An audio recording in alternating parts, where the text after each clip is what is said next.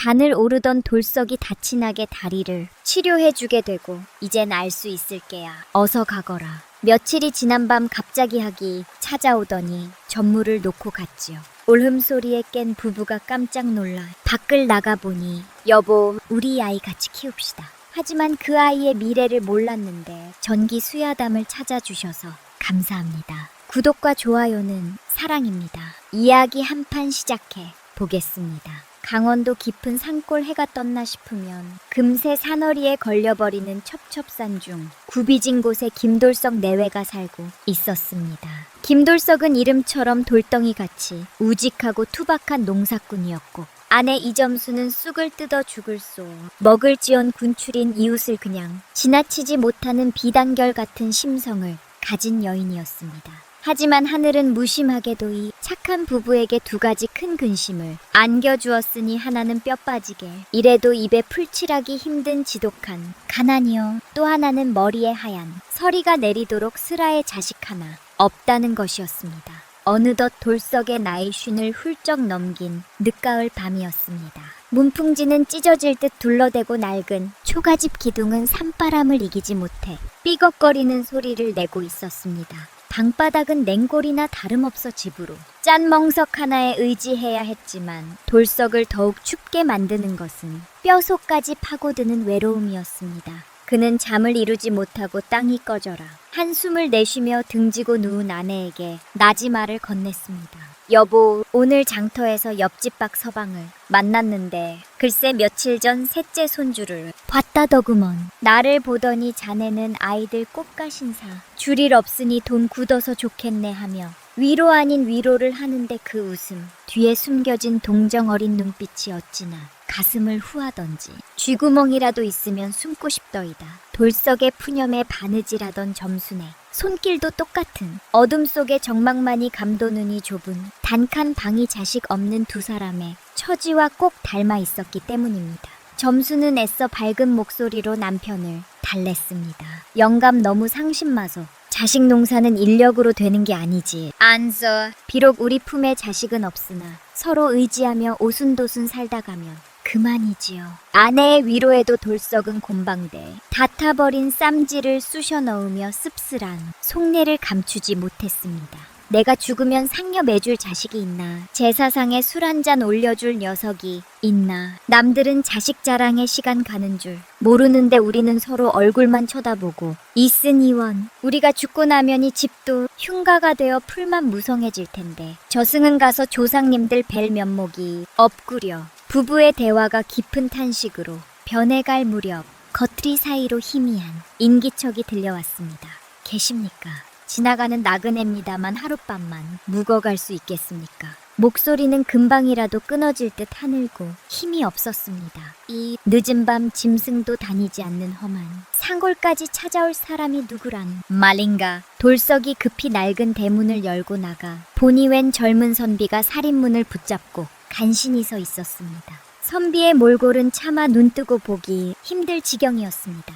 갓은 다 부서져 비뚤어졌고 혹엽 도포는 너덜너덜해져 살을 내는 산바람을 막기엔 턱없이 부족해 보였습니다. 입술은 파랗게 질려 딱 부딪히고 있었고 속눈썹에는 하얗게 성에가 끼어 있어 며칠을 굶주리고 추위에 떨었는지서 있는 것조차 기적 같아 보였습니다. 보통 사람 같으면 제 입에 풀칠하기도 바쁜 형편에 낯선 사람을 들이는 것이 달갑지 않을 터였습니다. 게다가 쌀독은 바닥을 보인 지 오래였으니까요. 허나 돌석은 맨발로 뛰어나가 쓰러지기 일보 직전인 선비를 부축했습니다. 아이고, 이 엄동설 안에 어찌 이런 산중까지 오셨소. 어서 들어오시지요. 얼어 죽습니다. 방으로 손님을 모신 뒤 점수는 부엌으로 들어갔으나 막막하기 그지 없었습니다.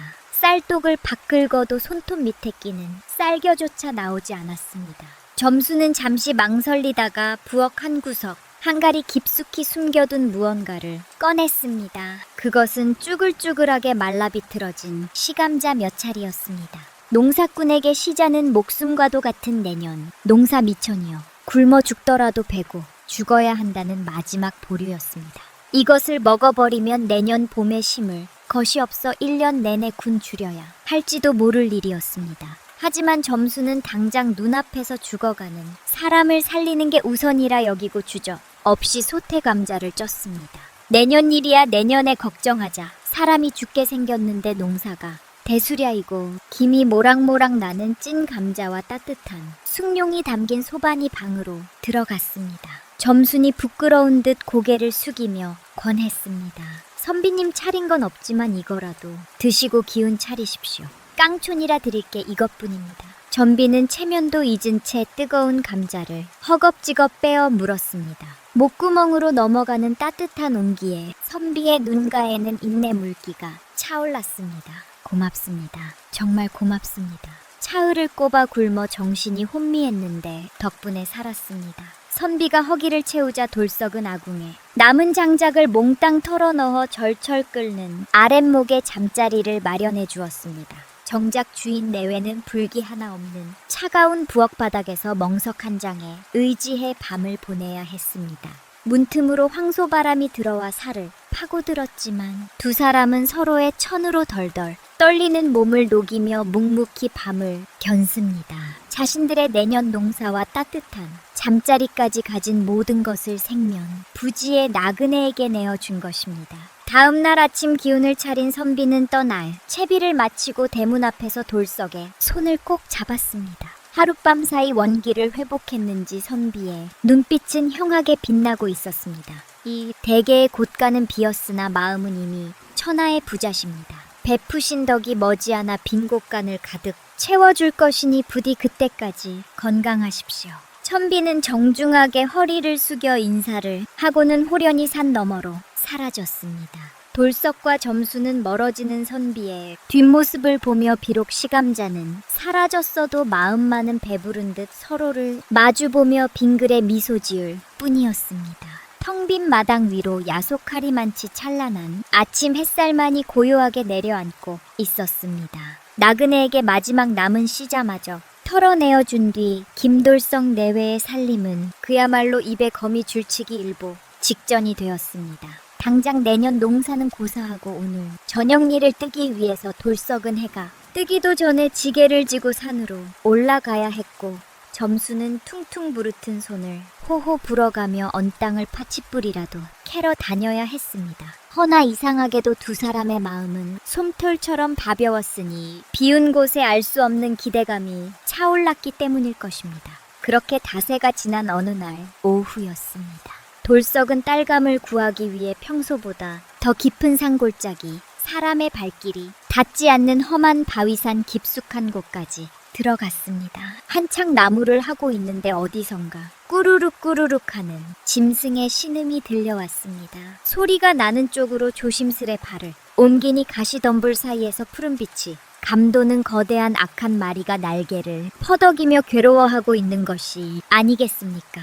가까이 다가가 보니 하계 다리가 굵은 칠렁쿨과 사냥꾼이 몰래 놓은 쉐더, 엉켜 붉은 피가 배어나오고 있었습니다. 보통 산짐승이라면 사람이 다가오면 죽기 살기로 발버둥치며 위협할 터인데 이 학은 마치 돌석의 선한 기운을 알아챈 듯 그윽한 눈으로 그를 빤히 쳐다볼 뿐이었습니다. 허이 귀한 짐승이 어쩌다 이런 일을 당했는곳만 참아라 내 금방 풀어주마. 돌석은 지게를 내려놓고 학에게 다가갔습니다. 애 더녹이 슬고 단단하여 맨손으로 벌리기 쉽지 않았으나 돌석은 거친 손이 찢어지는 줄도 모르고 억셉게 엉인 덫을 안간힘을 써벌려 하게 다리를 빼내 주었습니다. 그러고는 주변에 자생하는 지열에 좋은 풀을 뜯어 입으로 질건 씹은 뒤 상처난하게 다리에 정성껏 발라 주었습니다. 이제 됐다. 뼈는 상하지 않았으니 며칠 쉬면 날 수 있을 게다. 어서 가거라. 돌석의 손길이 떨어지자 학은 아픈 다리를 절룩거리며 몇 번 땅을 구르더니 이내 힘차게 날개를 펼쳤습니다. 학은 곧바로 날아가지 않고 돌석에 머리 위를 3번 빙빙 돌며 하늘이 울릴 듯한 맑은 소리를 남기고는 창공으로 사라졌습니다. 돌석은 그 모습이 마치 고맙다고 인사를 하는 것만 같아 사라진 하늘을 한참이나 멍하니 올려다 보았습니다. 그날 밤은 유난히 달이 밝아 대낮같이 환하고 산바람조차 숨을 죽인 듯 고요한 밤이었습니다. 하루 종일 칠뿌리 몇 조각으로 허기를 달랜 돌석과 점순이 고단한 몸을 미려던 참이었는데 갑자기 바퀴대나처럼 환해지더니 마당의 달들이 날개짓을 하고 개들이 요란하게 지어대기 시작했습니다. 이 밤중에 무슨 난리란 말인가. 날이 샌 것도 아닐 텐데 돌석이 낡은 방문을 열고 밖을 내다본 순간 두 눈이 휘둥그레지고 말았습니다. 치읓 같은 밤하늘에서 눈부신 오색, 빛이 쏟아지더니 며칠 전 살려주었던 그 푸른 학이 마당으로 사뿐히 내려앉고 있는 게 아니겠습니까? 학에 온 몸에서는 신비로운 빛이 뿜어져 나와 초라한 오두막집을 궁궐처럼 환하게 비추고 있었습니다. 그런데 자세히 보니 하부리에는 무언가 묵직해 보이는 붉은 비단 포대기가 들려 있었습니다. 작은 마루 끝에 서서 벌벌 떨고 있는 돌석과 눈을 맞추며 고개를 한번 끄덕이더니 분리에 물고 있던 포대기를 마당 한가운데 평상 위에 아주 조심슬 내려놓았습니다. 그리고는 깊은 산골짜기가 울릴 만큼 청아한 울음소리를 길게 뽑아내고는 다시 달빛 속으로 힘차게 날아올랐습니다. 여보, 저것 좀 보시오. 하이 무언가를 두고 갔소. 놀란 점순이 맨발로 뛰쳐나갔습니다. 떨리는 손으로 비단 포대기를 들추어 보니 그 안에는 피덩이가 아닌 백일은 조희 짓난 듯한 사내 아이가 방긋방긋 웃고 있는 게 아니겠습니까? 아이의 피부는 가진 백설기처럼 뽀얗고 눈동자는 밤하늘의 별을 박아놓은 듯 초롱초롱 빛나고 있어 한눈에 보아도 범상치 않은 아이였습니다. 세상에 그때 아이가 으앙하고 우렁찬 울음 소리를 터뜨렸습니다. 그 소리가 어찌나 힘차고 쩔렁저쩔렁한지 온 동네가 떠나갈 듯 했습니다. 그러자 잠자던 이웃집 사람들이 하나 둘 횃불을 들고 돌석네 집으로 모여들기 시작했습니다. 김서방네 집에서 아기 울음소리가 나는데 이게 무슨 일이요? 마을 사람들은 돌석네 마당에 모여들어 평상 위에 아기를 보고는 입을 다물지 못했습니다. 평생 자식이 없어 하매쳤던 집의 학이 물어다 준 아이가 떡하니 누워있으니 그야말로 천지개벽할 일이었던 것입니다. 그때 이웃에 사는 박서방이 무릎을 치며 소리쳤습니다. 내가 봤네. 내가 봤어. 푸른 학이 저 아이를 물어다 주고 가는 걸 내가 밭두렁에서 오줌 누다 봤단 말일세. 저기 저 산 너머로 날아가는 걸 내 두 눈으로 똑똑히 봤어. 박서방의 호들갑에 다른 마을 사람들도 맞장구를 쳤습니다. 아이고 지성이면 감천이라더니 김서방네가 드디어 복을 받았구먼. 하늘이 내린 아이가 분명해. 마을 사람들은 신기에 축하를 건넸지만 한편으로는 걱정스러운 눈빛을 감추지 못했습니다. 당장 내일 끼니도 없는 돌석네 형편을 누구보다 잘 알기 때문이었습니다. 학자지거한 축하 속에서 돌석과 점수는 서로의 얼굴을 마주보며 말 못할 깊은 고민에 빠졌습니다. 아이가 생긴 것은 꿈만 같은 일이나 저 찬방울 나오지 않는 처지에 피덩기를 어찌 키운단 말입니까? 사람들이 돌아가고 마당의 정적이 찾아오자 점순이 아이를 안아들고 떨리는 목소리로 말했습니다. 영감이 아이를 어쩌면 줬소. 우리 입에 풀칠하기도 나쁜데 젖동량이라도 해서 키울 수 있겠소. 행여나 우리 욕심에 귀한 아이 굶겨 죽이면 어니까. 돌석은 곤히 잠든 아기의 얼굴을 내려다 보았습니다. 아기는 마치 제 집인 양 편안한 얼굴로 돌석의 낡은 옷자락을 고사리 같은 손으로 꽉 쥐고 있었습니다. 그 작은 손길에 돌석의 가슴 속에서 뜨거운 것이 울컥 솟구였습니다. 임자 하늘이 주셨을 때는 다 뜻이 있을게요. 학이 생명을 구해준 은혜를 갚으러 온 것인데 우리가 어찌 모른 척하겠소. 내 손발이 부르트고 뼈가 쓰러져도이 아이 굶기지는 않으리다. 우리 맹물 마시고 배를 채우더라도이 복덩이는 한번 제대로 키워봅시다. 돌석의 결연한 말에 점순도 눈물을 훔치며 고개를 끄덕였습니다. 그래요. 영감, 우리 복덩이. 그래, 이름은 복덩이라 합시다. 복덩이, 김복동. 부부는 아이를 품에 꼭 안았습니다. 비록 가진 것은 쥐불도 없는 빈털털이었으나 품 안에 안긴 아이의 따온기만으로도 천하를 다 얻은 듯한 밤이었습니다. 마을 사람들의 증언과 부부의 굳은 결심 속에서 복동이는 그렇게 김돌석의 아들이 되었습니다. 아기 복동이를 물어다 준 그날 밤으로부터 어느덧 3번의 겨울이 지났습니다. 김돌석 내외의 지극정성 덕분에 복동이는 잔병치레 하나 없이 무럭무럭 자라났습니다. 비록 넉넉지 못한 형편이라 묽은 미음을 먹고 컸지만 아이는 또래보다 뼈대가 굵고 무엇보다 그 총명함이 기가 막혔습니다. 돌이 지나자마자 말무이 트이더니 새 살이 되자 마당 흙바닥에 나뭇가지로 그림을 그리듯 글자를 써 내려가는 것이 아니겠습니까? 어느 날 밭일을 마치고 돌아온 돌석이 그 모습을 보고 물었습니다. 복동아, 그게 지렁이 그림이냐? 아니요, 아버지. 글자예요. 하늘천 땅치. 복동이는 고사리 같은 손으로 땅을 짚으며 노릇하게 대답했습니다. 돌석은 눈이 휘둥그레져서 재차 물었습니다. 아니, 내가 서당문턱도 밟은 적이 없는데 이걸 어찌 아느냐? 글자는 소리만 듣고는 못 쓰는 법인데. 그러자 복동이가 흩투성이가 된 손가락으로 저 멀리 보이는 서당을 가리키며 대답했습니다.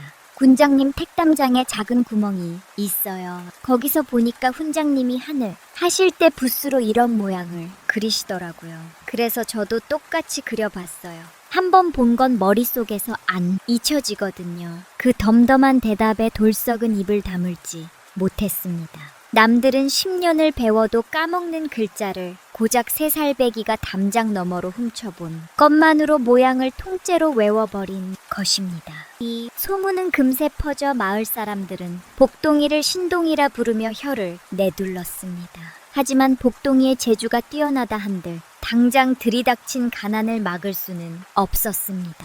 그 해봄은 유난히 가물어 보리고개가 혹독하게 찾아왔습니다. 지난 가을 추수한 곡식은 바닥난 지 오래였고 돌석 4곳가는 텅 비어 쥐새끼 한 마리 얼씬하지 않았습니다. 며칠째 쑥으로 죽을 쑤어 먹던 돌석이 기운이 없어 방바닥에 누워만 있는데 복동이가 돌석의 바지가랑이를 잡아 끌며 졸랐습니다. 아버지 산에 가요. 저랑 같이 산에 가요. 아가 아버지가 힘이 없어 못 간다. 오늘은 그냥 집에서 놀자꾸나.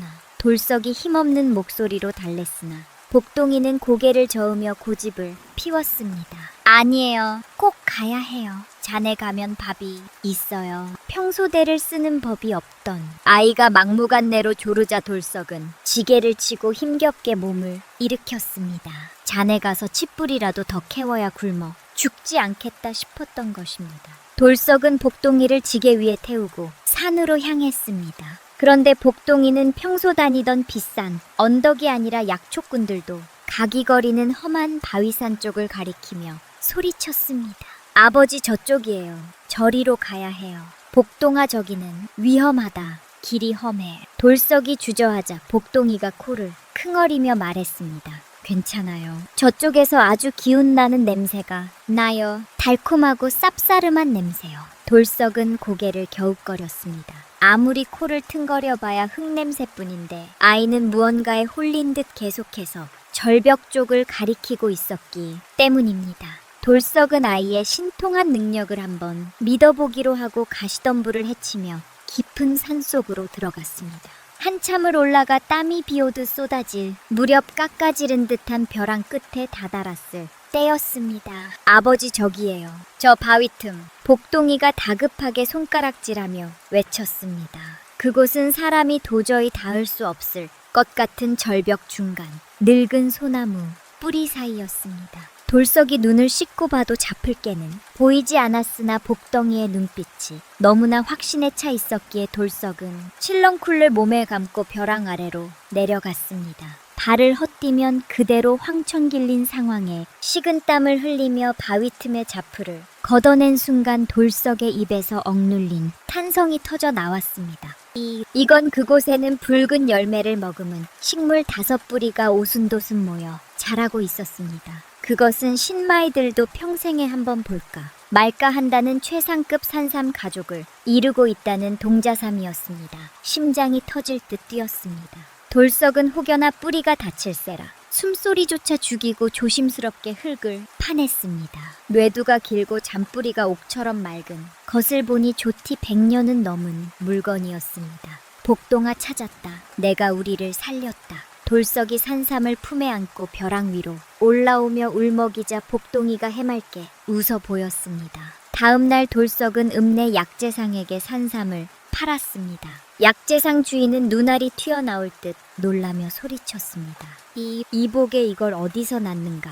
이건 돈이 있어도 못 구하는 귀한 물건이 아닌가. 약재상은 가게 금고를 털어 엄청난 거금을 내놓았습니다. 기와집 한 채를 사고도 남을 큰 돈은 아니었으나 평생 가난에 시달린 돌석내 가족에게는 가난의 뿌리를 뽑을 수 있는 큰 미천이 되기에 충분했습니다.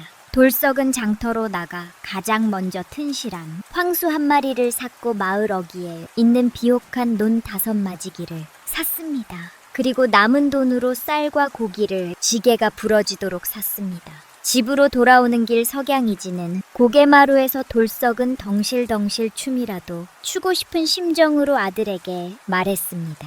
복동아, 이제 우리 밥 굶을 일 없다. 우리도 이제 소 키우고 농사 짓는 자작농이다.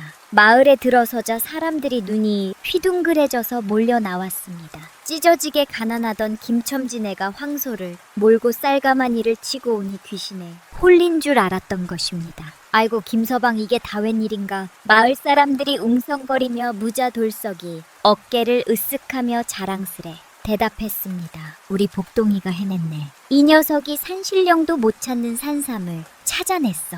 돌석의 자랑에 마을 사람들은 또한 번혀를 내두르며 맞장구를 쳤습니다. 하이, 물어다 준 복덩이라더니 진짜 복을 몰고 왔구먼. 그날 저녁 돌석내 오두막에서는 몇 년 만에 하얀 쌀밥 짓는 냄새와 고기 굽는 냄새가 진동했습니다. 점수는 눈물을 흘리며 밥상을 차렸고 세 식구는 배가 터지도록 먹으며 행복의 겨운 밤을 보냈습니다.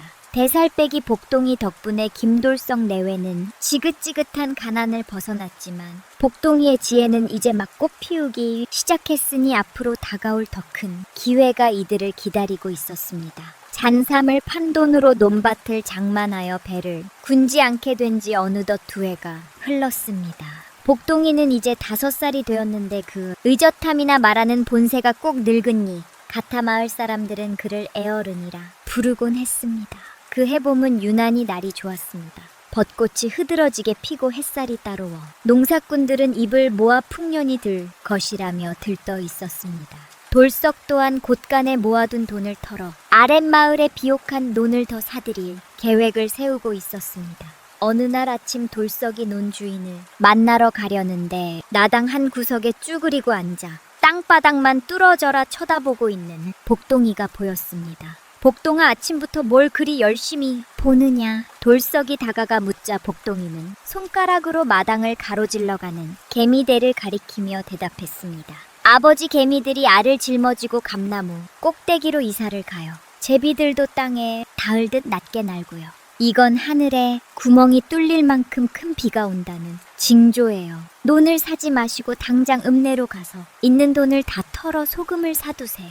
뜬금없는 소금 타령의 돌석은 당황스러웠으나 복동이의 눈빛이 너무나 진지하여 차마 무시할 수 없었습니다. 지난번 산삼을 찾아낸 아들의 신통력을 겪어본 돌석은 이번에도 아들을 믿어보기로 하고 논을 사려던 돈을 몽땅 털어 읍내 장터로 향했습니다. 돌석은 소금 가게를 돌며 소금을 싹쓸리하기 시작했습니다. 거기 있는 소금 가만히 전부 우리 집으로 보내주시오. 창고가 터져도 돈이 있는 대로 다 주시오. 돌석의 호령에 소금 장수조차 고개를 갸웃거렸습니다. 이 광경을 본 이웃 마을 사람들은 날이 일이 좋은데 소금을 산더미처럼 사들이는 돌석을 보고 노망이 났다며 손가락질을 해댔습니다. 하지만 돌석은 아랑곳하지 않고 창고가 터져라 소금 가마니를 쟁여두었습니다. 그리고 보름 뒤 복동이의 예언은 소름 끼치는 현실이 되었습니다. 멀쩡하던 하늘에 갑자기 시커먼 먹구름이 몰려오더니 굵은 빗방울이 쏟아지기 시작했습니다. 처음에는 가뭄 해갈에 도움이 되겠다며 좋아하던 사람들도 사흘이 지나고 닷새가 지나도 비가 그치지 않자 표정이 굳어졌습니다. 비는 그야말로 하늘의 구멍이 뚫린 듯 쏟아졌고 열흘이 넘어가자 마을은 아수라장이 되었습니다.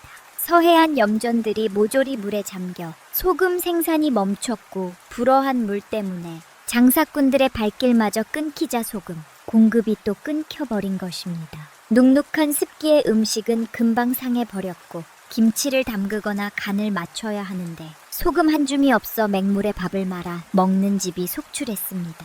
한 달 가까이 장마가 이어지자 소금, 값은 부르는 게 값이 되어 평소에 20배까지 치솟았습니다. 그제야 사람들은 소금이 산더미처럼 쌓인 돌석네 집으로 몰려와 사정을 했습니다. 김서방, 제발 소금 좀 팔게나. 우리 집 식구들이 간이 안 된 밥을 먹느라 얼굴이 누게 떴어. 마을 사람의 애원에 돌석은 참고 문을 활짝 열었습니다. 그 안에는 뽀얀 소금 가마니가 가득했습니다. 돌석은 복동이를 바라보며 물었습니다. 복동아, 이걸 얼마에 팔면 좋겠느냐? 지금 시세대로라면 떼돈을 벌 텐데. 복동이는 몰려든 마을 사람들의 딱한 몰골을 둘러보더니 차분하게 말했습니다.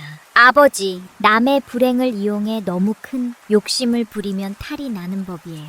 터무니없이 비싸게 받지 마시고 시세보다는 싸게 파세요. 그러면 돈도 벌고 사람들의 인심도 얻을 수 있어요. 아들의 깊은 뜻을 알아챈 돌석은 무릎을 쳤습니다.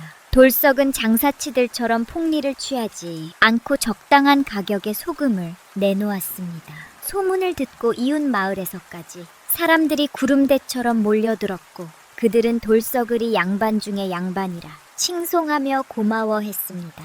비가 그칠 때쯤 돌석네 창고는 텅 비었지만 안방의 괴작에는 엽전, 꾸러미가 발 디딜 틈 없이 쌓였습니다. 그 돈은 산삼을 팔았을 때와는 비교도 안 될 만큼 어마어마한 거금이었습니다. 돌석은 그 돈으로 헐값에 나온 논밭을 대거 사들이고 낡은 오두막을 허물어 굴에서 가장 으리으리한 기와집을 지었습니다. 비록 신분 때문에 99칸짜리 집은 짓지 못했으나 수십 칸에 달하는 웅장한 저택은 보는 이들의 길을 죽이기에 충분했습니다. 기와집 상냥식을 하던 날 돌석은 대청마루에 앉아 이 모든 기적을 만들어 준 5살밖에 아들 복동이를 흐뭇하게 바라보았습니다. 찢어지게 가난했던 소장농 김돌석이 아들의 지혜 덕분에 고을 제일 가는 부자가 된 것입니다. 하지만 호사다마라 하였던가요? 좋은 일에는 늘 시샘이 따르는 법이라 김돌석 내의 명성이 높아질수록 어두운 그림자 또한 짙게 드리우고 있었으니 바로 이웃 마을의 악덕지추 최만갑의 탐욕스러운 눈길이었습니다. 최만갑은 자신의 소장농들이 인심 좋은 김돌석내로 넘어가고 김돌석이 자신보다 더 큰 부자가 되었다는 소문의 배가 아파 잠을 이루지 못하고 있었습니다. 뭐라, 그 피덩이 녀석이 점쟁이처럼 비를 맞추고 소금으로 돈을 벌어다 줬다고. 그런 보물을 김돌석 같은 무식한 놈이 가지고 있다니 돼지목의 진주. 못 걸리지. 최만갑은 곰방대를 으득 깨물며 음흉한 눈빛을 번뜩 꼈습니다. 내 기필코 저 아이를 내 손나귀에 넣고 말리라. 평화롭던 김부잔의 담장 너머로 시커먼 먹구름보다 더 무서운 음모가 서서히 다가오고 있었습니다. 김돌석이 개미와 제비가 알려준 천기를 읽어 소금 장사로 거부가 되었다는 소문은 삽시간에 고을 전체로 퍼져 나갔습니다. 사람들은 김돌석을 살아있는 부처라 칭송했고 그의 아들 복동이를 하늘이 내린 신동이라 부르며 우러러 보았습니다. 하지만 빛이 강하면 그림자도 짙은 법, 이웃마을의 대지주 최만갑에게는 이 모든 소식이 배가 뒤틀리는 고통이었습니다. 최만갑은 조상대대로 물려받은 땅으로 떵떵거리고 살았으나 성정이 포악하고 인색하여 소장농들의 고혈을 짜내기로 악명 높은 자였습니다. 그는 자신의 명성을 위협하는 신흥, 부자 김돌석의 등장이 눈의 가시처럼 거슬렸습니다. 어느 날 밤 최만갑은 자신의 사랑방에서 술을 마시며 분을 사귀고 있었습니다. 옆에서 눈치를 보던 하인이 근본이산 거신놈이 돈 좀 벌었다고 어찌 대감마님의 위세에 비하겠습니까 라며 아첨을 떨었으나 최만갑의 귀에는 들리지 않았습니다. 그는 번들거리는 눈으로 곰방대를 뻐끔거리며 으르렁거렸습니다. 그놈은 그냥 아이가 아니다. 걸어다니는 황금말을 낳는 거위야. 그런 보물을 김돌석 같은 무식한 놈이 끼고 있다니 이건 말도 안 되는 일이지. 최만갑은 탁자를 주먹으로 내리치며 탐욕스러운 본색을 드러냈습니다. 잔삼을 캐한 것도 이번 비를 맞춘 것도 다 그 조망만한 놈 머리에서 나왔다는 사실을 간파한 것입니다. 그 아이만 손에 넣으면 자신의 재산을 10배에 아니 배는 더 불릴 수 있을 거라는 생각에 미치자 최만갑의 머릿속에 번개처럼 사악한 계략이 스쳤습니다.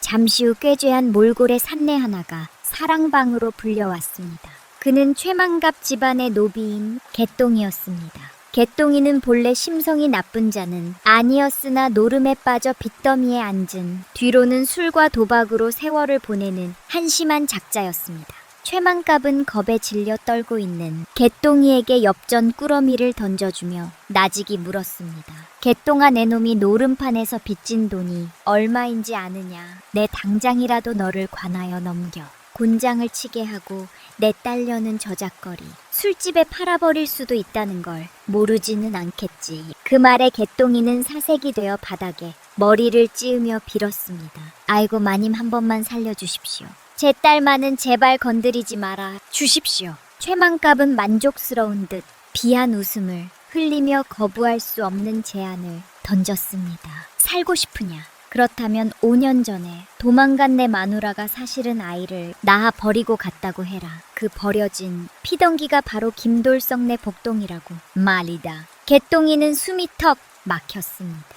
아무리 막장 인생이라도 생사람을 잡는 짓은 겁이 났기 때문입니다. 개똥이가 천벌을 받을 짓입니다라며 머뭇거리자 최만갑은 쇠기를 박았습니다. 성공만 하면 내 놈의 빚을 전부 없애 주는 것은 물론이요, 면천시켜서 평민으로 살게 해주마. 평생 종놈으로 살다 죽을 테냐, 아니면 아비 노릇 한번 제대로 해보고 떵떵거리고 살 때냐. 면천이라는 말에 개똥이의 눈이 흔들렸습니다. 노비 신분에서 벗어나는 것은 꿈에서도 바라던 일이었습니다. 게다가 딸까지 팔려갈 위기였으니 개똥이에게는 선택의 여지가 없었습니다. 그는 눈을 질끈 감고 악마의 손을 잡고야 말았습니다. 자신의 장기말을 확보한 최만갑은 다음날 아침 일찍 나로 향했습니다. 그는 이 고을의 치안을 담당하는 형방에게 매물을 먹여 자신의 편으로 만들어야 했습니다. 형방은 돈이라면 사족을 못 쓰는 탐과 놀이였습니다. 관나 근처 은밀한 곳에서 최만갑은 묵직한 비단 주머니를 건넸습니다. 주머니 안에는 금가락지와 은전이 가득 들어 있었습니다. 최만갑이 조만간 제 종놈이 억울한 일을 당해 송사를 일으킬 것 같으니 잘 봐달라며 청탁하자 형방은 눈치 빠르게 돈 주머니를 챙기며 능글맞게 웃었습니다. 걱정 마십시오. 법이라는 게 귀에 걸면 귀걸리, 코에 걸면 코걸이 아니겠습니까? 최대감의 뜻대로 될 것입니다. 돈으로 법도 매수하고 거짓인도 만들어낸 최만갑은 이제 거칠 것이 없었습니다. 그는 집으로 돌아와 왈패들을 불러 모으며 내일 벌어질 끔찍한 난동을 예고했습니다. 내일 날이 밝는 대로 몽둥이를 챙겨라. 가서 김돌석의 집을 쑥대밭으로 만들고 아이를 찾아올 것이다. 폭풍 전에 고요함 속의 김돌성네 가족은 아무것도 모른 채 단잠에 빠져 있었습니다. 복동이는 꿈속에서 학을 타고 하늘을 날고 있었고 돌석과 점수는 아들의 웃음소리를 들으며 행복해하고 있었습니다. 하지만 그 행복한 기와집 담장 너머로 탐욕에 눈이 먼 악당들이 검은 손길을 뻗치며 다가오고 있었습니다. 내일 아침이면 들이닥칠 비극은 상상조차 하지 못한 채 말입니다. 최만갑이 끔찍한 음모를 꾸민 다음 날 아침 평화롭던 김돌성네 기와집 대문이 벼락 같은 굉음과 함께 산산 조각나며 부서졌습니다. 식구들이 놀라 뛰쳐나오기도 전에 험상구운 왈패 수십 명이 몽둥이를 들고 마당으로 우르르 들이닥쳤는데 그 뒤로 비단옷을 입은 최만갑이 거만하게 뒷짐을 지고 들어섰고 꾀죄한 몰골의 개똥이가 잔뜩 움추인 채 뒤따라 마당을 쓸던 돌석이 기겁을 하며 앞을 막아서며 소리쳤습니다. 이게 무슨 행패입니까? 때 대낮에 남의 집 대문을 부수고 들어오다니요. 그러자 최만가분들은 척도하지 않고 신고 있던 가죽신을 쉬는 채 흙발로 성큼 마루 위로 올라가더니 개똥이에 등을 떠밀며 싸늘하게 명령했습니다. 가서 내 자식을 찾아오너라. 최만갑의 신호가 떨어지기가 무섭게 개똥이는 방 안에서 떨고 있던 복동이를 끌어내 덥석여 안고는 미리 연습한 대로 대성통곡을 하며 연기를 시작했습니다. 아이고 내 새끼야, 애비가 왔다. 5년 전에 잃어버린 내 피추를 이제야 찾았구나. 영문을 모르는 복동이가 울음을 터뜨리자 부엌에 있던 점순이 뛰쳐나와 개똥이를 거칠게 밀쳐내며 악을 썼습니다. 이게 무슨 미친 짓이요? 남의 귀한 아들한테 손을 대다니 비키시오. 점순이 아이를 감싸 안으며 저항하자 최만갑이 곰방대로 점순을 가리키며 비리시한 웃음을 흘렸습니다.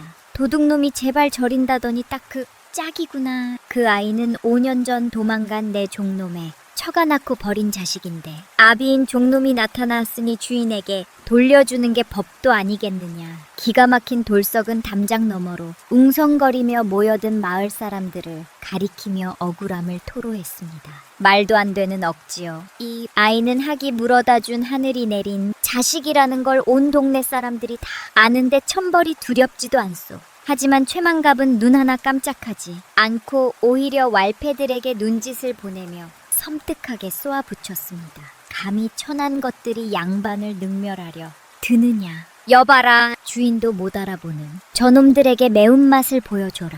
명령이 떨어지자마자 왈패들이 몽둥이를 휘두르며 달려들었고 돌석이 온몸으로 막아보려 했으나 건장한 장정들을 당해낼 재간이 없어 비명과 함께 바닥에 쓰러졌습니다. 순식간에 기와집 마당은 아수라장이 되었고 개똥이는 그 틈을 타 울고 있는 복동이를 강제로 둘러엎어 아버지 어머니 살려주세요. 복동이의 처절한 비명에 피투성이가 된 돌석이 바닥을 기어가 최만갑의 바지가랑이를 잡고 늘어졌으나 최만갑은 쓰러진 돌석의 손을 흙발로 무자비하게 짓밟으며 차갑게 내뱉었습니다. 내 놈이 정 억울하면 관하로 오거라.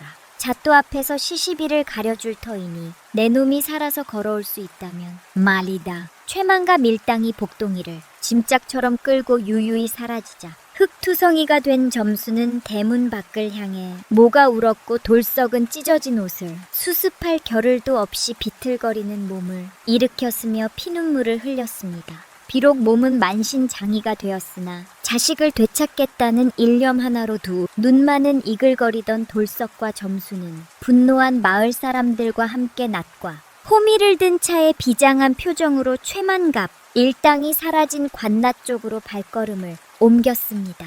피투성이가 된 몸을 서로 부축하며 볼석이와 아내가 관화마당에 들어섰을 때 이미 형방에게 거액의 뇌물을 받아먹은 사또는 심드렁한 표정으로 턱을 괴고 앉아 있었고 그 옆에는 최만갑이 비단 부채를 살랑거리며 승리자라도 된 양 여유만한 미소를 짓고 있어 보는 이들의 분통을 터뜨리게 했습니다. 소문을 듣고 구름대처럼 몰려든 마을 사람들이 걱정스러운 눈빛으로 지켜보는 가운데 사는 김돌석의 억울한 하소연은 들으려 하지도 않은 채 대뜸 형태를 가리키며 호통을 쳤습니다. 네, 이놈들 남의 집 씨앗을 훔쳐다 키우고도 뻔뻔하게 관아까지 와서 행패를 부리다니 내 죄를 내가 알렸다. 도일 벌런 호통의 돌석이 바닥에 머리를 지으며 하이 물어다준 하늘에 아이라며 피를 토하듯 절교했으나 사돈는 콧방귀를 끼며 최만갑의 사주를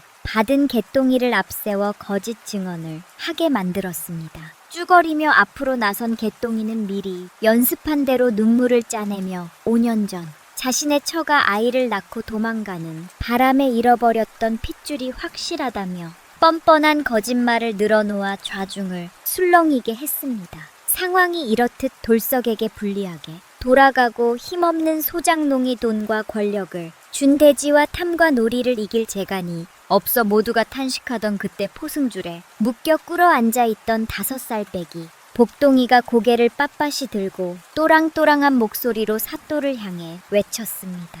또 나으리 소인이 저 사람에게 딱 한 가지만 물어볼 수 있게 해주십시오. 어린아이의 당돌난 요청의 장래가 순식간에 찬물을 끼얹은 듯 조용해지자 사는 기가 차다는 듯 헛기침을 하며 어디 한번 해보라며 허락했습니다. 복동이는 천천히 몸을 돌려 개똥이를 뚫어지게 쳐다보더니 주저하는 기색 하나 없이 차분하고도 날카로운 질문을 던졌습니다.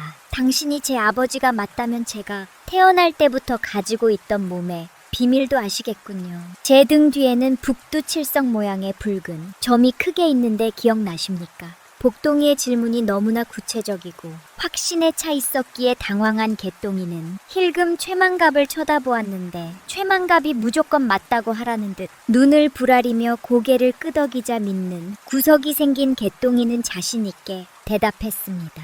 그렇고 말고 내가 그 점을 볼 때마다 너는 귀한 자식이 될 거라 생각했느니라. 그 붉은 점을 내가 어찌 잊겠느냐. 개똥이의 확신에 찬 대답의 사도와 최만갑은 회심의 미소를 지으며 이제 모든 것이 끝났다고 생각했으나 그 순간 복동이가 입고 있던 저고리를 흘러던 거 던지고 뒤로 돌아중을 향해 자신의 내보이며 외쳤습니다.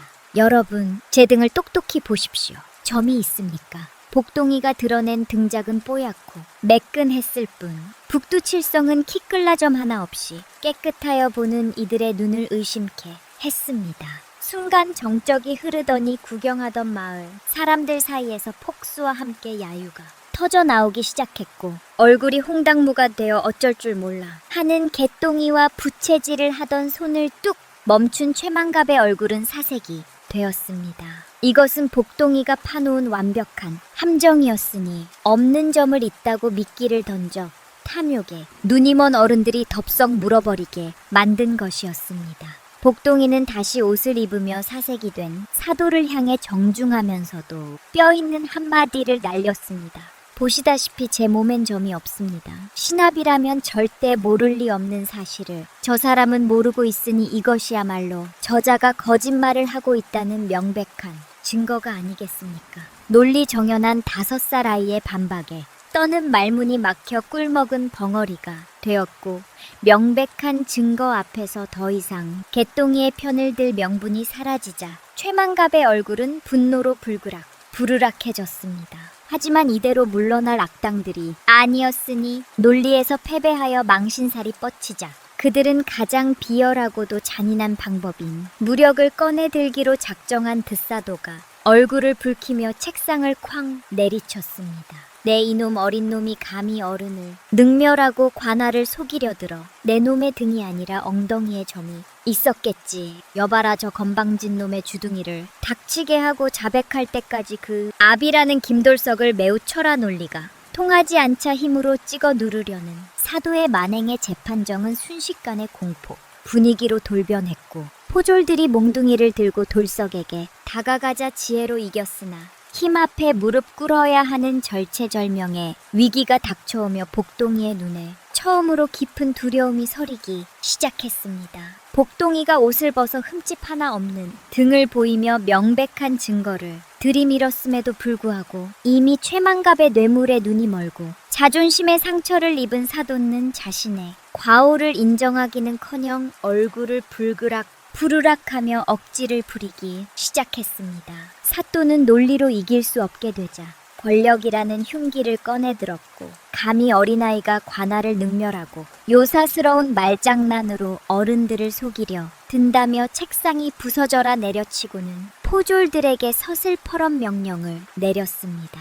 여봐라 저놈들이 입을 맞추고 끝까지 오리발을 내미니 내가 약이다. 자백할 때까지 그 압이라는 김돌석을 형틀에 묶고 매우 쳐라. 차도의 말이 떨어지기가 무섭게 늑대 같은 포졸들이 달려들어 늙고 힘없는 돌석의 팔다리를 꺾어 형틀에 결박했는데 돌석이 억울함을 호소하며 살려달라. 비명을 질렀으나 자비심이라곤 찾아볼 수 없는 집행관은 팔뚝만한 곤장을 높이 쳐들었다가 그대로 돌석에 엉덩이를 향해 내리꽂았습니다. 의아하단 한 대의 곤장에도 뼈가 쓰러지는 듯한 고통의 돌석의 비명이 관아 마당을 찢어놓았고 살점이 터지며 붉은 선혈이 흙바닥에 튀었으나 사는 눈 하나 깜짝하지 않고 더 세게 칠하며 독을 썼습니다. 옆에서 이을 지켜보던 최만갑은 곰방대를 빨며 흥미로운 구경거리라도 생긴 양비한 미소를 흘리고 있었고 거지다비 행세를 하던 개똥이조차 너무나 참혹한 광경에 고개를 돌리고 부들부들 떨 뿐이었습니다. 남편이 짐승처럼 매질을 당하는 꼴을 눈앞에서 지켜보던 점수는 가슴이 갈기갈기 찢어지는 고통에 숨조차 쉴 수 없었는데 평생 고생만 하다가 이제 겨우 살만해진 늙은 남편이 저 무자비한 곤장을 몇 대만 더 맞으면 그 자리에서 숨이 끊어질 것임을 직감했습니다. 안 됩니다. 제발 멈춰 주십시오. 이제 남편은 몸이 약해 죽습니다. 점순이 미친 듯이 울부짖으며 형태 앞으로 뛰쳐나가려 했으나 창을 든 포졸들이 거칠게 밀쳐내는 바람에 바닥에 나굴었고 그 사이 집행관은 다시금 곤장을 높이 쳐들고 돌석의 엉덩이를 향해 전력을 다해 내리쳤습니다. 둔탁한 파여름과 함께 돌석의 눈이 뒤집히며 입에서 거품이 흘러나오자 이를 본 점수는 공포와 슬픔을 넘어선 모성애로 초인적인 힘을 발휘하여 포졸들의 창을 뿌리치고 형틀 위로 몸을 날렸습니다. 안 돼! 집행관의 곤장이 허공을 가르고 떨어지는 찰나 점수는 피투성이가 된 남편의 등 위를 자신의 잡고 여리 몸으로 덮어버렸고 무시무시한 속도로 떨어지던 곤장은 볼석 대신 점순의 허리와 등판을 강타하고 말았습니다. 돌석이 맞을 때와는 다른 뼈가 부러지는 듯한 소름 끼치는 소리가 났으나 점수는 비명조차 지르지 못한 채 입에서 한 줌의 붉은 피를 남편의 목덜미에 토해내며 축 늘어졌습니다. 아내가 자신을 대신해 곤장을 맞고 쓰러진 것을 느낀 돌석은 흐릿해져 가는 의식 속에서도 피눈물을 흘리며 오열했습니다. 여보, 비켜. 왜 당신이 어머니가 피를 토하며 쓰러지는 모습을 목격한 복동이는 묶인 포승줄이 살을 파고드는 줄도 모르고 바닥을 구르며 하늘이 무너져라 울부짖었습니다. 어머니, 차라리 저를 때리세요. 제발 우리 어머니를 살려 주세요. 5살 아이의 처절한 절규와 노부부의 비극적인 희생 앞에 구경하던 마을 사람들조차 참았던 울음을 터뜨리며 통곡하기 시작했고 관아는 순식간에 눈물바다가 되었습니다. 집행관조차 차마 더 이상 매질을 하지 못하고 주춤거렸으나 악기가 씌인 듯한 최만갑은 혀를 참며 사도에게 이참에 본보기를 보여야 한다고 부추였습니다. 허것들이 감히 관에서 심판 오름을 하며 사도를 능멸하고 있구만요. 전년이 매를 벌었으니 멈추지 말고 계속 치십시오. 최만갑의 말에 사도 역시 이성을 잃고 관기를 부리며 기절한 점순과 돌석을 향해 곤장 세례를 퍼부으라고 고래고래 소리를 질렀습니다. 저 독한 것들이 죽어나가야 정신을 차리겠구나. 매우 쳐라. 저놈들의 숨이 끊어질 때까지 멈추지 마라. 피냄새가 진동하는 형태 위에서 의식을 잃어가는 점수는 마지막 힘을 짜내어 남편의 손을 꼭 쥐었고 하늘이 내려준 지혜로도 막을 수 없는 탐욕과 폭력 앞에 어린 복동이는 피눈물을 흘리며 하늘을 원망할 수밖에 없었으니 그야말로 천지신명이 노할 비극의 현장이었습니다. 광희 어린 명령의 집행관이 다시금 곤장을 높이 쳐들고 의식을 잃어가는 점순의 등 위로 죽음의 그림자가 드리워진 절체절명의 순간 어디선가 멈춰라 하는 천둥 같은 고함이 관아의 담장을 넘어 쩌렁하게 울려 퍼졌습니다. 그 소리가 어찌나 크고 위험이 서려 있었던지 곤장을 내리치려던 집행관의 팔이 허공에서 똥 멈춰섰고 구경하던 백성들은 물론 서슬퍼런 사도와 최만갑조차 놀란 토끼 눈을 하고 소리 난 쪽을 바라보았습니다. 모두의 시선이 집중된 곳에는 남루한 오스카림의 가스는 다 부서지고 얼굴에는 잔뜩 묻은 거짓골을 한 사내 하나가 위풍당하게 해서 있었는데 그는 다름 아닌 5년 전 눈보라치던 밤 김돌석 내외가 마지막 남은 시감자를 털어먹여 살려보냈던 바로 그 젊은 선비였습니다. 거짓골을 한 사내가 감미 관아에 형장에 난입하여 호통을 치자 상황.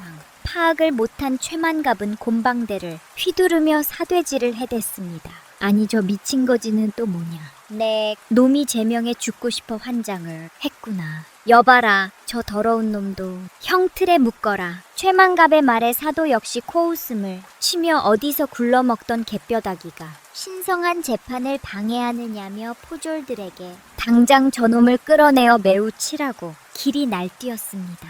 포졸들이 창을 겨누며 달려들었으나 산내는 눈 하나 깜짝하지 않고 오히려 품속에서 무언가를 꺼내어 높이 지켜들었습니다.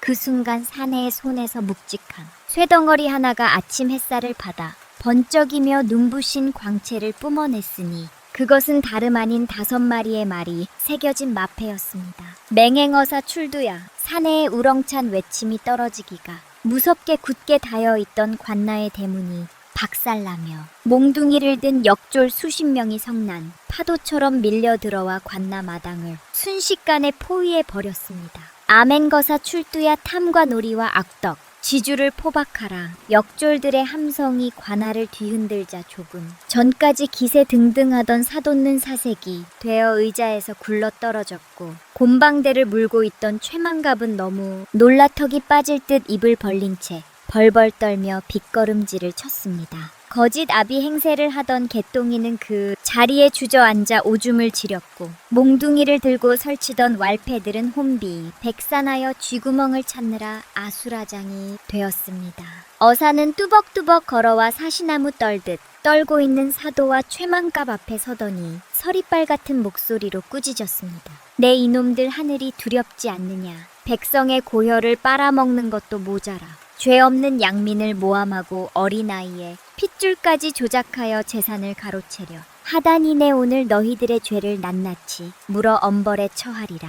잣도와 최만갑이 살려달라며 바닥에 머리를 짚고 빌었으나 어사는 눈길조차 주지 않고 역졸들에게 명하여 그들을 오라줄로 꽁꽁 묶어 형틀 아래 무릎 굴리게 했습니다. 상황이 정리되자 어사는 피투성이가 되어 쓰러져 있는 김돌석과 이점순에게 다급히 달려가 흙바닥에 무릎을 꿇고 자신의 도포를 벗어 점순의 상처를 덮어주었습니다. 어르신 정신 차리십시오. 제가 왔습니다. 5년 전 눈 오는 밤을 쪄주셨던 그 과격입니다. 어사의 목소리에 희미하게 눈을 뜬 돌석은 피범벅이 된 눈으로 어사를 알아보지 못한 채 그저 아내의 손을 잡고 살려달라고 애원할 뿐이었습니다. 나으리 제 아내는 죄가 없습니다. 내발 제 아내와 아이만은 그 처절한 모습에 천하를 호령하는 아멘 거사의 눈에서도 뜨거운 눈물이 뚝뚝 떨어졌습니다. 어사는 떨리는 손으로 돌석에 거친 손을 맞잡으며 울먹였습니다. 걱정 마십시오. 이제 다 끝났습니다. 두 분이 베푸신 그씨 감자 덕분에 제가 살았고 오늘 이렇게 은혜를 갚으러 왔습니다. 이제 아무도 두 분을 해치지 못할 것입니다. 그제야 사태를 파악한 복동이가 울면서 달려와 부모님의 품에 안겼고 이 기적 같은 반전을 지켜보던 마을 사람들은 서로 얼싸안고 덩실덩실 춤을 추며 만세를 불렀습니다. 아멘 거사 만세, 김부자 만세 하늘이 도우셨다. 악독한 사도와 최만갑은 백성들이 보는 앞에서 굴비 엮이듯 줄줄이 엮여 감옥으로 끌려갔고, 관마당은 억울함이 해소된 백성들의 환호성으로 가득 찼습니다. 5년 전 착한 노부가 베푼 작은 선행이 돌고 돌아 위급한 순간에 그들의 목숨을 구하는 동화줄이 되어 돌아온 것입니다. 아멘 거사의 출두로 관할을 뒤덮었던 광풍이 지나가고 악독했던 사도와 최만갑이 굴비 엮이듯 줄줄이 엮여 한양으로 앞되자 고을에는 다시 평화가 찾아왔습니다. 마을 사람들은 억울함이 해소된 기쁨에 덩실덩실 춤을 추었지만 김돌성네 기와집 안방에는 무거운 침묵만이 감돌고 있었습니다. 희미한 호롱불 아래의 돌석은 관내서 곤장을 맞아 피투성이가 된 아내의 점순의 등에 조심스레 약을 바르고 있었습니다. 살점이 터져 나가고 시퍼렇게 멍이 든 아내의 등을 볼 때마다 돌석의 손은 바들바들 떨렸고, 점순은 남편이 걱정할까봐 신음소리 한번 내지 않고 입술만 꽉 깨물고 있었습니다. 그 곁에서 복동이는 죄인이라도 된 양고개를 푹 숙인 채 무릎을 꿇고 앉아 있었습니다. 한참 동안 말이 없던 돌석이 깊은 한숨을 내쉬며 무겁게 입을 열었습니다. 복동아, 내일 날이 밝는 대로 아멘거사 나을 일을 따라 한양으로 가거라. 청천벽력 같은 소리에 복동이가 고개를 번쩍 들자 점순 역시 놀란 남편을 쳐다보았으나 돌석은 애써 아들의 시선을 피하며 말을 이었습니다. 너는 학이 물어다 준 신동이다. 이번 일만 봐도 알지 않느냐. 우리 같은 까막 눈이 무식쟁이들 밑에서 썩기에는 내 재주가 너무 아깝고 귀하다. 어사 나으르리께서도 너를 한양으로 데려가 큰 인재로 키우고 싶다고 하셨으니 더는 미련 두지 말고 떠나거라. 그것이 너를 위한 길이다. 점순도 그제야 남편의 깊은 뜻을 알아차리고 찢어지는 가슴을 부여잡으며 거들었습니다. 그래, 아버지 말씀이 맞다. 너는 하늘이 내린 귀한 몸인데 우리 같은 흙투성이 부모 곁에 있어봐야 고생만 하지 않겠느냐. 더 넓은 세상으로 나가서 훌륭한 사람이 되어라. 우리는 가끔 소식이 나 전에 들으면 그걸로 족하다. 부모님은 행여나 자신들의 욕심 때문에 아들의 앞길을 막을까봐 피눈물을 삼키며 거짓으로 모진 말을 내뱉고 있었습니다. 하지만 그 말을 듣는 복동이의 두 눈에서는 굵은 눈물방울이 뚝뚝 떨어져 내렸습니다. 복동이는 자리에서 일어나 부모님 앞에 다시금 정중하게 무릎을 꿇고 앉았습니다. 그리고는 떨리는 손으로 어머니의 상처, 난등을 얼루만지며 울먹였습니다. 아버지, 어머니, 어찌 그런 섭섭한 말씀을 하십니까? 복동이의 목소리가 물기에 젖어 가늘게 떨렸습니다. 남들은 저를 보고 하기 물어다준 신동이라 하늘이 내리나이라 지켜쓰지만 제게는 다 부질없는 소리입니다. 하늘에서 뚝 떨어진 피덩이를 걷어먹이시고 입히시고 사람으로 만들어주신 분들이 누구입니까? 지난 번화에서 어머니가 제 대신 곤장을 맞으셨을 때 어머니의 등에서 흐르던 그 붉은 피, 그것이 제 몸에 흐르는 피보다 더 진하고 뜨거웠습니다. 복동이는 벅차오르는 감정을 누르지 못하고 흩느꼈습니다. 나아야만 부모가 아닙니다. 제 살이 찢기는 것보다 자식 아픈 것을 더 두려워하는 그 마음이 바로 천륜이 아니고 무엇이겠습니까? 제게 하늘은 저 높은 곳에 있는 것이 아니라 바로 여기 못난 저를 위해 평생 흙투성이가 되신 두 분이 바로 제한하늘이고 우주입니다. 5살 아이의 입에서 나왔다고는 믿기지 않는 가슴을 후벼 파는 저란 고백의 돌석과 점수는 그만 참았던 눈물을 터뜨리고 말았습니다. 복동이는 바닥에 이마를 대고 큰 절을 올리며 마지막으로 쇠기를 박았습니다. 소자 복동이 다시 태어난다 해도 두 분이 아들이 되고 싶습니다. 부디 저를 버리지 마시고 검은 머리 파불이 될 때까지 곁에서 모시게 해 주십시오. 제발 부탁드립니다. 그 말에 돌석은 더 이상 참지 못하고 아들을 와락 끌어 안았습니다. 점순 역시 아픈 몸을 일으켜 남편과 아들을 품에 안고 목 놓아 울었습니다. 아이고 내 새끼 우리가 미안하다. 못난 부모가 널 보낼 생각만 했구나. 아니에요 아버지. 제가 더 잘할게요. 평생 효도할게요. 세 식구는 서로의 천을 느끼며 밤이 새도록 엉엉 울었습니다. 그것은 슬픔의 눈물이 아니라 서로가 서로에게 얼마나 소중한 존재인지를 확인하는 뜨거운 사랑의 눈물이었습니다. 다음 날 아침 돌석 내외는 한양으로 떠나는 아멘거사에게 복동이의 뜻을 전했습니다. 어사는 아쉬워하기는커녕 오히려 흐뭇한 미소를 지으며 고개를 끄덕였습니다. 허허 역시 난 사람은 다르구먼. 교심이 지극하니 훗날 나라에 큰 동양이 들 걸세. 어사는 복동이에게 질 좋은 붓과 벼로를 선물로 주며 부모님을 잘 모시고 학문에 정진하라는 당부를 남기고 떠났습니다. 그 후로 김돌성 집에는 웃음꽃이 칠 날이 없었습니다. 복동이는 부모님과의 약속대로 학문에 매진하여 훗날 과거의 장원 급제하였으나 높은 벼울자리에 욕심내기보다는 고향에 내려와 늙은 부모를 봉양하며 화를 양성하는 길을 택했습니다. 가진 것 하나 없던 빈털터털리에서 굴 제일 가는 부자가 되고 죽을 고비를 넘겨 화목한 가정을 이루기까지 김돌성 내외의 삶은 그 자체로 거대한 교훈이었습니다. 옛말에 이르기를 적선지가 필요여경이라 했습니다. 이는 착한 일을 많이 쌓은 집안에는 반드시 경사스러운 일이 넘쳐난다는 뜻이지요. 김돌성 내외가 굶어 죽어가던 나그네에게 베푼 씨는 단순한 감자가 아니라 사람을 살리는 사랑의 씨앗이었고 다친 학을 외면하지 않은 자비심은 하늘을 감동시켜 복동이라는 보물을 얻게 했습니다. 세상이 아무리 흉흉하고 각박하다 한들 뿌린 대로 거둔다는 이치는 변하지 않는 법입니다. 탐욕을 부린 최만갑은 결국 패가 망신하였으나 베풀며 살아온 김돌석 가족은 더 큰 복을 얻었으니 말입니다.